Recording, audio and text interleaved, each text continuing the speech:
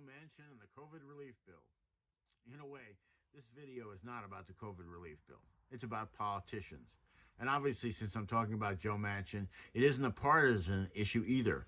It's about what we as citizens need from our legislators versus what they believe their role is. In an earlier video, I talked about legislators and pointed out that if they were working for their own power and advancement rather than advancing the agenda of the American people, they had no reason to be in the office that they're in. Now that sounds rather naive, I know, in an age of politicians who are elected by large PACs and corporate interests. But from the point of view of an American on the ground, what many legislators consider their agenda has nothing to do with helping the American people. Now, polls seem to show that there are many issues that citizens agree with, such as this bill, which have generated resistance from many Republicans and some Democrats.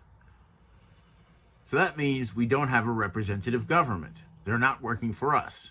It's about money and lobbyists and PACs.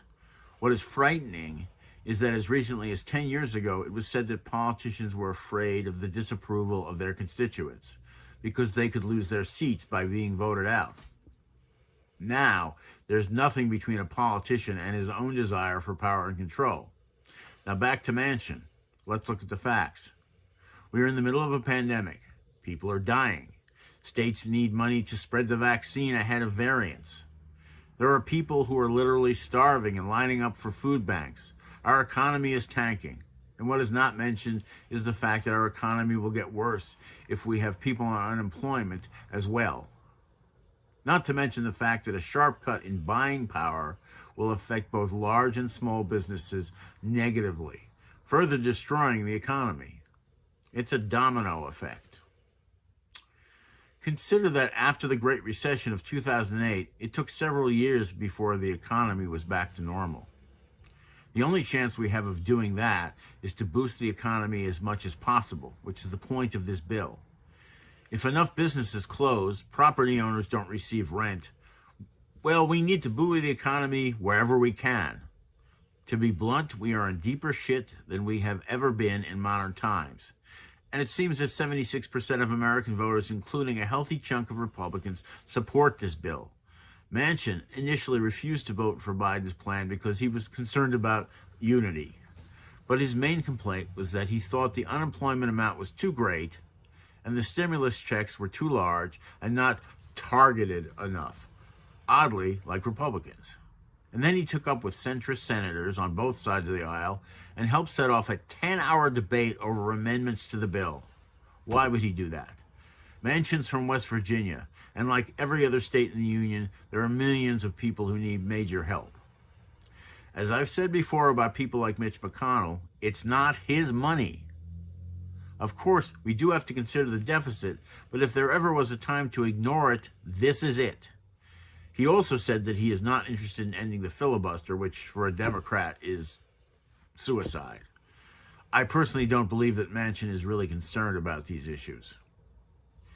It buys him nothing politically except to exercise his power, and I'm certain he is not concerned about the deficit under the circumstances, considering how much he probably is worth and doesn't have to worry about money.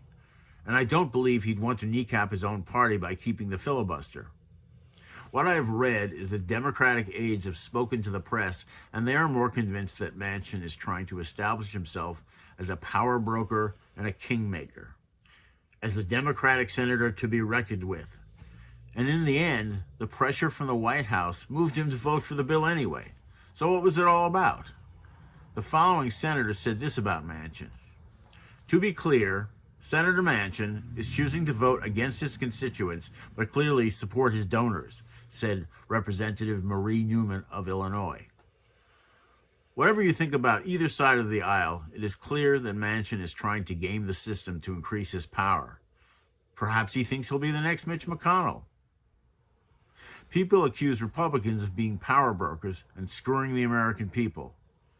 In some cases, it's certainly true.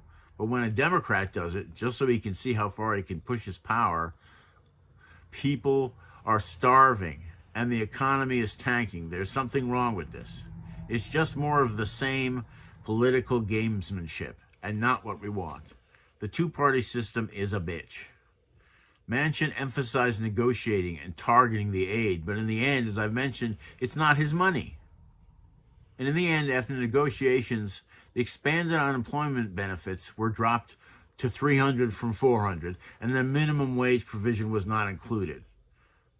But the supplement, which was now $300, which has been set in the bill to expire in July, was extended to September. So in the end, the $100 saved for the supplement for taxpayers for a month is lost to the $200 or $300 more due to the extension. If the monthly amount is wrong, at least in Manchin and his centrist friends' view, then why play with the timetable?